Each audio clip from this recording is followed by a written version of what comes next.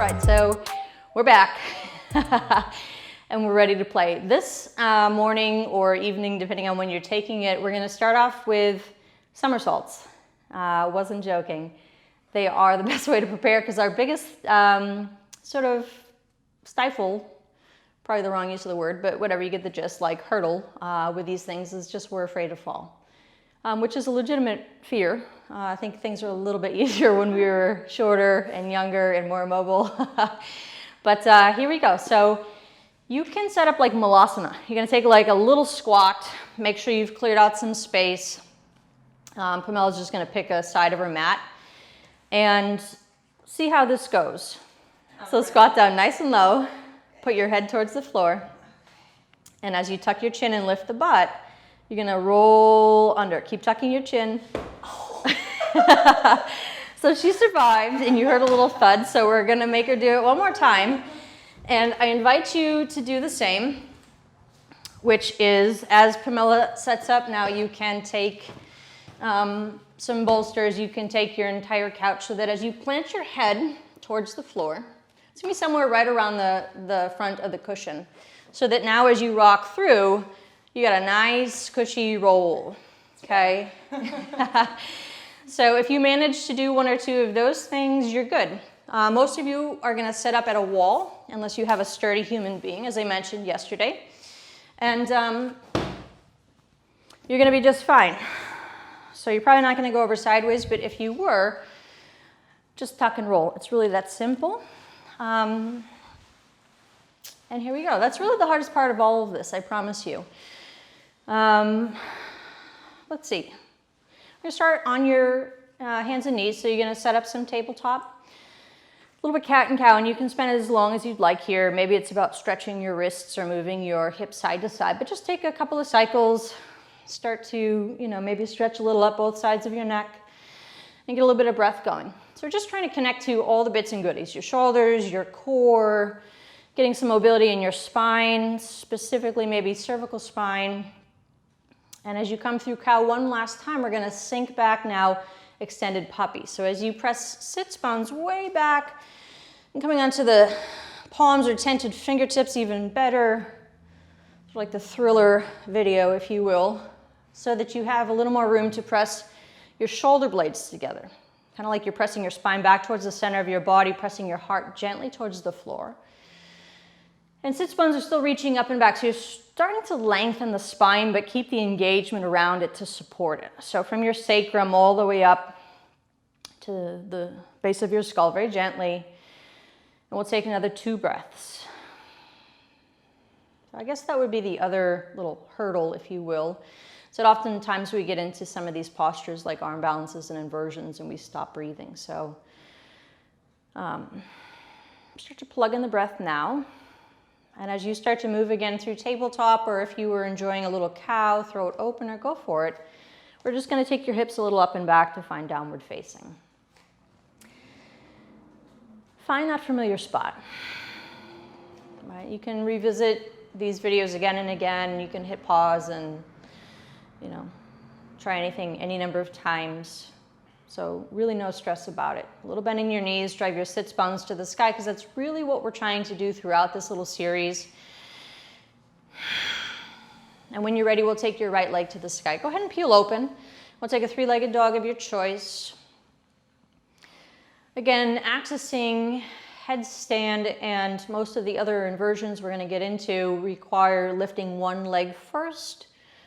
Once you get the hang of it, once you build some strength, oftentimes you can pike up both feet at the same time, right? But for today, we're going to work first from lifting a leg. So working a little bit of that right here, knee towards you, no step into low lunge. And then we'll work that similar stretch on the front of your left hip. So engage the glute. You can move around. You get the ball of your back foot so you can shimmy in. Maybe you're working a little deeper. You could bring your forearms to a set of blocks or the mat or whatever's working for you. Go with that. But keeping this sense of buoyancy, right? Trying to not introduce any stress in the body. And then as you press forward, standing leg split, something slightly different today. If it still feels good to peel open and do all the things, go for it. You got plenty of time. Or at least you can hit pause and come back, right? You're gonna drop your palms a little out in front of you, and we're gonna work to press off the ball of your grounded foot. So coming up onto the ball of the foot as you press forward, similar to handstand, except we're not gonna come up. We're gonna work pressing off the ball of the back foot and trying to get that lifted leg as high as it goes. So notice there's some action in the glutes and hamstring there. There's some stretch maybe coming through the front of the quad on lifted leg, maybe hamstring on the other. Take one more press forward and then release to fold. Inhale to a flat back and then release. Let the breath come back so there's no rush. All the way to standing, you can take it up and over, side to side. You're just gonna press your hips a little so you're active in the glutes. Fill up one more time, big stretch, and then exhale, forward fold, come on down. Nice job. Inhale to lengthen. We're gonna step into high plank and pause here. So we actually wanna stay away from kind of bowing out the low ribs when we get to headstand, so we'll save a little bit of up dog for later. For now, you're gonna just drop your heels to the right and try to keep those hips lifted and level. So this is the kind of twist we're gonna do in your headstand. Not a lot of movement, just from the heels and hips. So come through center, check out the other side. Feel what muscles you're engaging to do that. Right here, it's a little bit of gravity. And then come back through center. We'll press those hips of yours up and back, and we'll find downward facing. So yeah, settle in, wiggle in, and we'll take your left leg to the sky. And peel open again, emphasizing the lift today of that left heel in this instance. Maybe you're pressing again off the ball of that rooted foot, but moving in the direction of stacking more of the weight over the shoulders and wrists. Okay, as we start to get more comfortable doing that, you'll notice you get a little bit lighter and things get a little easier. It makes things like headstand seem a little more doable if you haven't been there before, for sure. So knee towards your nose, and step through to low lunge, and we're gonna take a little bit of stretch. And maybe it involves bringing the back knee down or working your forearms a little deeper. Whatever is working for your body is what you're gonna do. You might need to squeeze into the quad or your glute, squeeze and release a few times to facilitate a deeper stretch. Just make sure you're not forcing anything. I'm exaggerating, but fire up, yeah, breathe. Pamela just stops breathing here. She's like, oh, what's gonna come next? I don't know. It's all by surprise, but it's more fun that way. Sometimes I feel like you're better able to do things if you're not thinking about what's happening next. So press forward into that standing leg split. Maybe more of a split today than we've tend to attempt in the past. Usually I'm saying it needs a different name. It's sort of like, you know, lift your heel pose. Not so much of a split, but today we're pressing off the ball of the rooted foot. Maybe come all the way onto tippy toes, who knows? Be playful, again, just moving in the direction of stacking weight, getting a little more comfortable, having our head down, hips up. It's not a space we tend to occupy too often throughout our day, so if this feels a little weird or you're getting a little nervous, no worries. Makes perfect sense. Just take one more little press, lift the heel, and then release to fold. Give it a breath or two. And then inhale to a flat back and fold. You're gonna come all the way to standing, little sun A action. If you wanna take a few breaths here, go for it. You can reach side to side. You can interlace your hands. All right, still warming up your body. We're all a little bit different depending on what you've been up to, what's going on in your day. But once you've wiggled it out a little bit, go ahead and forward fold. Yeah. Inhale to flat back, and we'll do those little heel drops in your high plank. So again, just noticing your core, maybe it's more from the hips, inner thighs, feeling your way into this movement. Real simple. Through center, we're gonna save some energy, let them drop to the other side. And then we'll bring those hips up and down, up and back. Up and down and up and down. Now just downward facing. All right, as you come into high plank, bring your knees gently to the floor. And this time we're gonna set up for windowsill pose. We did this the other day. As mentioned, a lot of this is gonna be shoulder mobility. And you'll notice here as you get set up in tabletop, fingers are grazing Blocks if you're using them, otherwise, give or take, you could use, remember, your coffee table, kitchen counter, a chair, really doesn't matter. Even your couch will work well. Backs of triceps. Elbows are roughly in line with your shoulders, and then prayer palm it for a moment as you settle in, just like your extended puppy pose, to work the shoulders, the length of the spine, the driving up and back of your sits bone. So it should feel a little like down dog, a little like your dolphin. And then if this is all going fairly well and you have some breath moving, as you draw the belly in, you might decide to draw your fingertips towards your spine. Now initially we tend to feel some stretch through triceps, sometimes through lats and some other goodies there. Serratus. You don't need to know any of these names really, but the point being is that it's not about facilitating that muscular stretch. Right? Initially, we're moving through it to some degree, but really the stretch that's happening is this rotation of your arm bone into the shoulder joint. So you don't want to force it. Those are attachments, and they do not stretch like muscles. And I'm pretty sure the stretch of them don't feel like muscles. Or maybe when you stretch them, that's when you tear them. I don't know. But be kind to this body, right? You want to support it. You're going to use it the rest of your life, and we only get one. So maybe 3 or 4 breaths. Again, coming back to that breath, maybe rinsing out a little more as you exhale so you're active in the belly. You're aware of the pelvic floor now, if not before. And your hips are still moving a little up and back, so you get a little lighter in the elbows so that as you reach your fingers to the sky and start to lift gently out of this or off the table, whatever it is you're working, we'll take blocks to the side. So we're going to set up dolphin. I'm laughing because in a moment we're going to put some socks on and do some fun core activation, hip flexor, psoas, iliacus activation. But for now, curl your toes. Same thing you did pretty much for the windowsill variation. Elbows in line with the shoulders, prayer palm it. Try not to white knuckle it here. And as you bend your knees and drive your sits bones to the sky, it's that same gentle press you took in windowsill, toes towards your heart, or heart towards your toes rather. Same thing you did in extended puppy. So lengthening the spine, engaging all of the muscles, right? Extensors, supporting that length. And maybe you're starting to look your gaze towards your lift or look your gaze towards your thumbs. You're going to breathe here as you reach one leg to the sky. Maybe you shorten your stance, maybe you don't, but you're going to bend your knee. Instead of peeling the hip open so much as reaching your toes towards your head. Now, your toes don't have to touch your head, but we do want to activate the lift, right? We want to activate glutes and hamstring, and the idea of getting more weight of our body stacked over, in this case, elbows and shoulders. And take one more breath here, and exhale, mindful as you release. We'll take it right to the other side. Same thing. Trying to reach your toes towards whatever's in front of you, maybe towards your head if you're lifting your gaze. For 2. Make sure you're breathing. And I say as I sit here comfortably. And then release your toes first, and you can bring your knees gently to the mat. And then we're going to come right into your dolphin plank. So curl your toes, walk your feet back a little bit though, so shoulders still over your elbows. Hips somewhere in line between the ankles, awesome. And your shoulders, you are squeezing those legs. Pretend you have a block up between the thighs. Squeeze, squish that imaginary block into a pancake.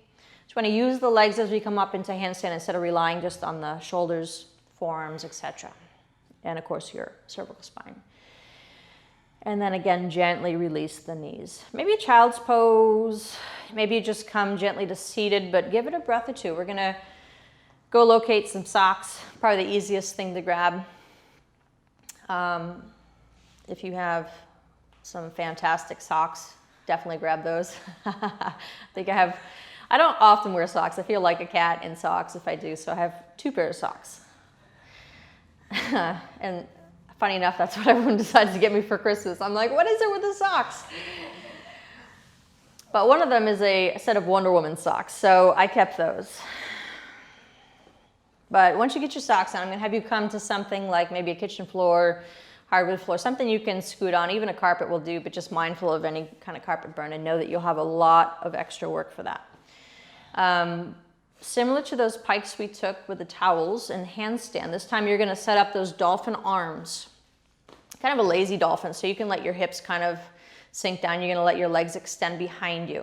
So you can come all the way down for a minute, lift your gaze. So drop your hips all the way down, yeah. Make it extra hard. So right, just like we draw ourselves forward in Sphinx, draw forward and lift the butt. Yeah, a couple of times, up and down. Max out maybe 3 because I want to save a little room. Maybe you pike up and reach a leg to the sky. It's like, I love how she just went for it. Nice job. Yeah, if you want a lot of core work, you probably felt it if you were going for it too, but you can certainly go back and forth and use one leg to lift. I don't want you to seize up just yet, so save that for afterwards. We'll build a little more strength. For now, you can keep or leave the socks, your choice. But we're going to activate all of those things and we're going to set up your dolphin. So, or actually headstand, but from basically your dolphin. So as you get yourself back on the mat, with or without your socks, just make sure you're not going to slip and slide. Try to find the breath first as you set up dolphin. Prayer palms, you're going to interlace the hands and then gently open them.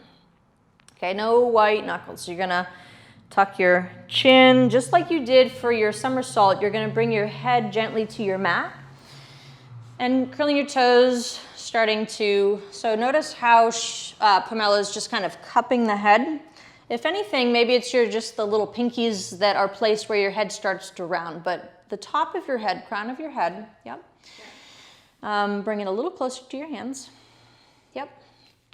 And now as you keep your crown of your head down and start to lift your hips, we're going to do that one leg lift. So you've done this a number of times, right? You would be at a wall, ideally, 3 to maybe 6 inches away, right? This one leg comes up, and then eventually the other leg starts to lift.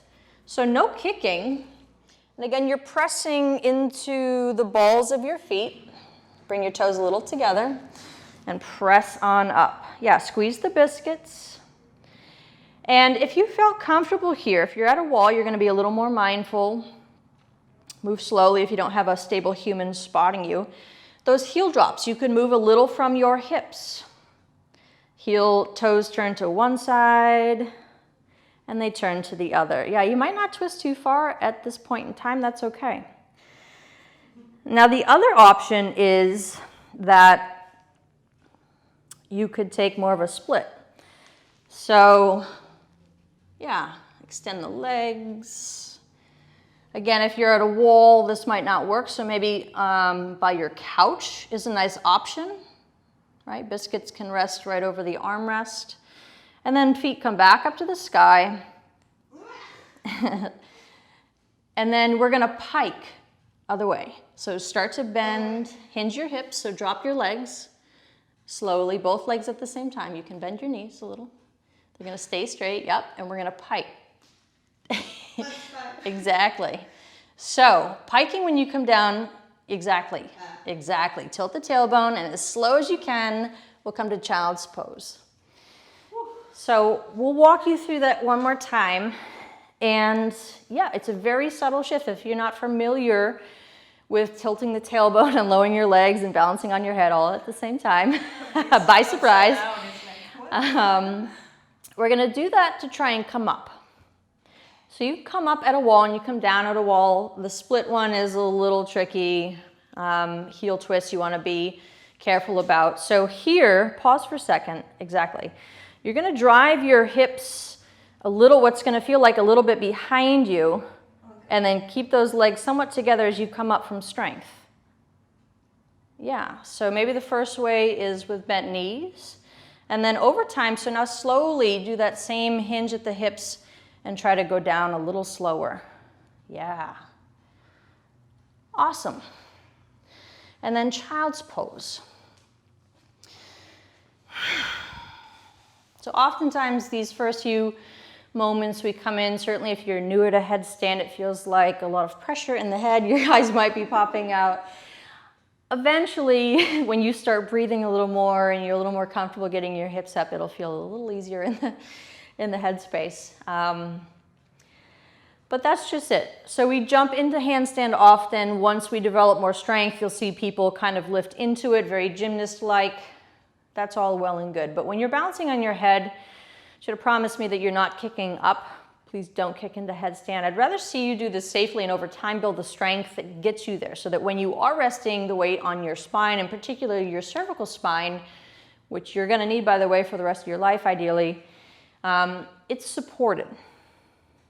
So go slowly. Know you can absolutely build the strength to do that. If it doesn't happen in these last 30 seconds, that's okay. So you can try that as many times as you have the energy to. The moment you feel like you're losing stamina, the slightest bit weak or shaky, you want to stop doing it and come back to it later. So from your child's pose or from the wall or wherever you are, you're going to make your way through tabletop. You're going to cross your leg and we'll come onto your bum. You're going to come onto your back. If you prefer to take bridge and shoulder stand, right, from that day one, maybe that's how you're working back to something low-key. But for now, we're going to tuck the knees in. We're going to start with a little bit of happy baby. It's a recovery posture, having your feet above your head. Maybe if you're not too familiar with headstand, it didn't feel like a recovery pose. But eventually, maybe 80 years from now, maybe it will. If not, standing on your head, then perhaps child's pose, right? Perhaps happy baby. It might feel good to rock side to side, but mostly you're just letting yourself come down a little bit energetically. Feel the support from the floor again. If you got a little dizzy with your feet above your head in headstand, it might be that you have low blood pressure or maybe high blood pressure. So just pay attention to those moments if you start to get dizzy. If you do, you want to come onto your back for something like happy baby or viparita, you want to come into child's pose. But definitely give yourself a little bit of room to recover. And maybe legs up, viparita. We'll just take another 5 breaths.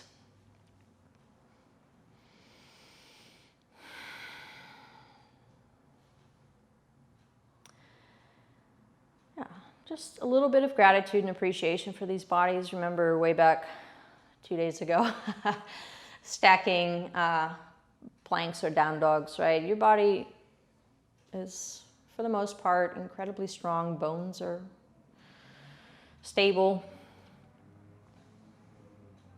We're a lot stronger oftentimes than we feel.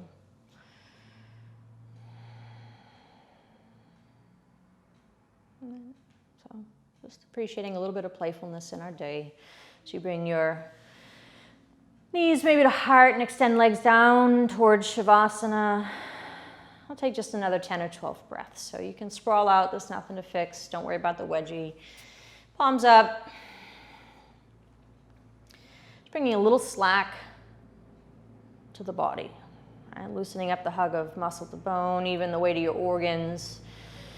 Feel them sink towards the backside of your body, even the brain. Whew. That little sucker does way too much work during the day. Brain sinks towards the back of your skull. Not even sure that's possible. Let's pretend that it is. A little ease, even to the weight of your eyes sinking. Your tongue is heavy.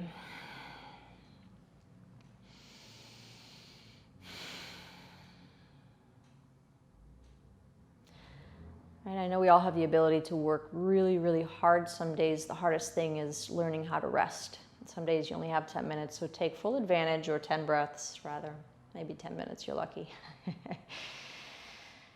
Full advantage of these moments to rest as well as the work. So you can linger here if you have time. Maybe you're doing a moving meditation by not actually moving, but reimagining yourself getting into headstand with some new lightness since you're not physically doing it. But otherwise, if you're ready to move, maybe you curl up on one side of your body. You can rock and roll your way gently to seated, just bringing yourself to a neutral space. Coming back to this idea of placing ourselves on purpose. Simplicity of stacking the spine, dropping the weight of our shoulders, our jaw again, and keeping it really simple, right? Palms come to heart, turning inward for just a moment before we get off to the rest of our day. Palms to forehead center, intuition. With so much respect and gratitude for this practice, we bow and we say, Namaste. So, be good to yourself, be safe, and have fun with these. Maybe you do it a couple of times throughout your day. You can do it next week, whatever works for you. But certainly if you have questions or things that were a little left unexplained for whatever reasons, reach out, shoot an email, a text. I don't know, catch me on Facebook or something. But thanks again to Pamela, and thanks to all of you. We'll see you soon. We'll see you tomorrow. Toodles.